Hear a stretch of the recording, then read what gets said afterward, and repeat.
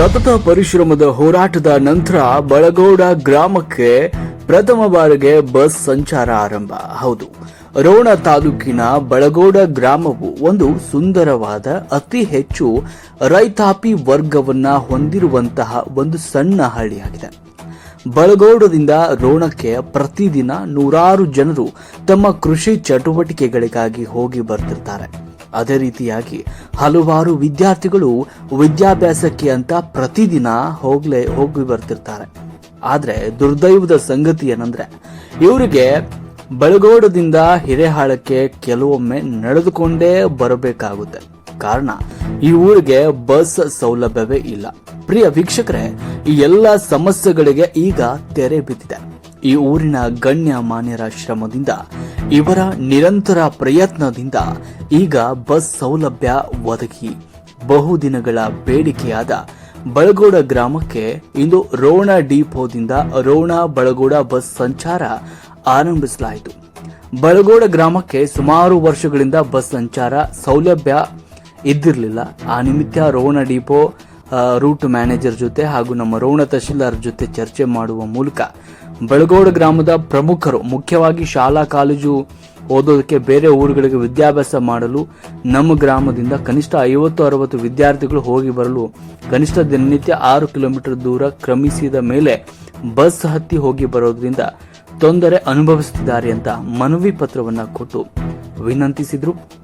ಆ ಒಂದು ಮನವಿಗೆ ಸ್ಪಂದಿಸಿದ ರೋಣ ಡಿಪೋ ಮ್ಯಾನೇಜರ್ ಇವತ್ತು ಗ್ರಾಮಕ್ಕೆ ಬಸ್ ಸಂಚಾರ ಆರಂಭವನ್ನ ಮಾಡಿದ್ದಾರೆ.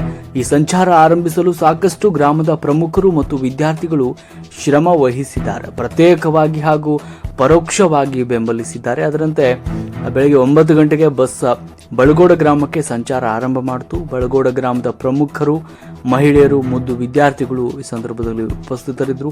ಈ ಕಾರ್ಯಕ್ರಮದಲ್ಲಿ ಗ್ರಾಮದ ಹಿರಿಯರಾದ ಶರಣಪ್ಪ ಕಪ್ಯಾಟಿ, ಶಿವಪ್ಪ ಹುಲ್ಲನವರ್, ಉಮೇಶ್ ತುಪ್ಪದ್, ಕರಿಯಪ್ಪ ಇಲ್ಕಲ್, ಶಾಂತಪ್ಪ ಐಹೊಳೆ, ರಾಮಪ್ಪ ಕಟ್ಟಿಮನಿ, ಶಂಕರಪ್ಪ ಹೊಸಳ್ಳಿ, ಕರಿಯಪ್ಪ ಮಾದರ್, ಶೇಖರಪ್ಪ ತಳವಾರ್ ಮುಂತಾದವರು ಉಪಸ್ಥಿತರಿದ್ದರು.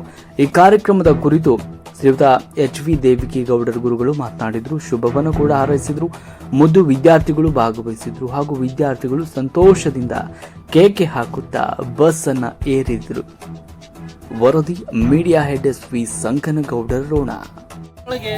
ಹಾಗೂ ಆರೋಗ್ಯದಲ್ಲಿ ಇರತಕ್ಕಂತಹ ಮಹಿಳೆಯರಿಗೆ ವಯಸ್ಸಾದಂತಹ ವೃದ್ಧರಿಗೆ ಬಹಳಷ್ಟು ತೊಂದರೆ ಆಗೋ ಕಾರಣದಿಂದ ಇಲಾಖೆ ಗಮನಕ್ಕೆ ತಂದಾಗ, ಅವರು ಆ ಇಲಾಖೆಗೆ ಗಮನಕ್ಕೆ ತಂದಾಗ ಅದನ್ನು ನಮಗೆ ಸ್ಪಂದಿಸಿ ಈ ಒಂದು ಬಸ್ ಬರಲಿಕ್ಕೆ ಅಧ್ಯಕ್ಷರು ಹಾಗೂ SDMC ಅಧ್ಯಕ್ಷರಾಗಿರ್ತಕ್ಕಂಥ ಉಮೇಶ್ ತುಪ್ಪದವರು, ಪ್ಯಾಟಿಯವರು, ಆಮೇಲೆ ಊರಿನ ಸಮಸ್ತ ಗ್ರಾಮಸ್ಥರು, ಊರಿನ ಯುವಕರು ಹಾಗೂ ಶಾಲೆಯ ಮುದ್ದು ಮಕ್ಕಳು ಎಲ್ಲರೂ ಶ್ರಮಿಸಿದಾಗ ಈ ಒಂದು ನಮ್ಮ ಊರಿಗೆ ಬಸ್ ಬರೋಕ್ಕೆ ಬಹಳಷ್ಟು ಅನುಕೂಲ ಆಗೈತಿ.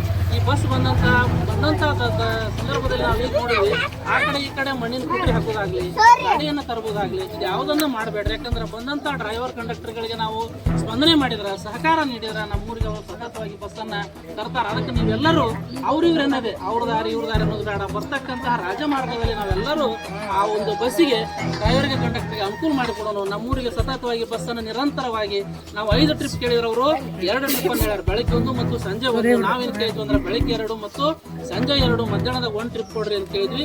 ಅದು ಮುಂದಿನ ದಿನಮಾನಗಳಲ್ಲಿ ಅದನ್ನೂ ಸಹಿತವಾಗಿ ಅವರು ಜನದಟ್ಟಿನ ನೋಡಿಕೊಂಡು ಪೂರೈಸ್ತೇವೆ ಅಂತ ಹೇಳ್ಯಾರ. ಅದಕ್ಕೆ ಇಲಾಖೆಗೆ, ಡಿಪಾರ್ಟ್ಮೆಂಟ್ ಸಾಹೇಬರಿಗೆ ಹಾಗೂ DTO ಸಾಹೇಬರಿಗೆ ಮತ್ತು ಬಸ್ ಅನ್ನು ತಂದಂತ ಶಿವಾನಂದ ಸಾಹೇಬರಿಗೆ ಗ್ರಾಮಸ್ಥರ ಪರವಾಗಿ ತುಂಬ ಹೃದಯದ ಚಪ್ಪಾಳೆ ಮೂಲಕ ಅವರನ್ನ ಅಭಿನಂದಿಸಿದ್ದಾರೆ. ಬಸ್ ಬರಲಿಕ್ಕೆ ಬಹಳಷ್ಟು ಕಾಣದ ಕೈಗಳು ಕೆಲಸ ಮಾಡ್ಯಾವ. ಅವು ಯಾರೂ ನಿಮ್ಮ ಕೈಗಳಿಗೆ ಕಂಡಿಲ್ಲ. ಅಂತಹ ಕಾಣದ ಕೈಗಳಿಗೆ ನಾವೆಲ್ಲರೂ ಒಮ್ಮೆ ಜೋರಾದ ಚಪ್ಪಾಳೆಯ ಮೂಲಕ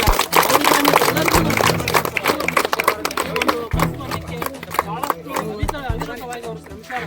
ಆ ಬಸ್ಸನ್ನು ನಾವು ಕಾಪಾಡಿಕೊಂಡು ನಮ್ಮ ಮಕ್ಕಳಿಗೆ, ಬಹಳಷ್ಟು ಮಕ್ಕಳಿಗೆ ಹಿರಿಯಾಳಕ್ಕೆ ನಡ್ಕೊಂತ ಹೋಗೋ ಮಕ್ಕಳನ್ನ ನೋಡಿಬಿಟ್ರೆ ಕಣ್ಣೀರು ಬರ್ಬೇಕು. ಆ ರೀತಿಯಾಗಿ ನಡ್ಕೊಂತ ಹೋಗ್ತಾರೆ ಮಕ್ಕಳು. ನಾವೇನೋ ಗಾಡಿ ಇರ್ತಾವೆ, ಬರನ್ನ ತೊಗೊಂಡು ಓಡೋಗ್ಬಿಡ್ತೀವಿ.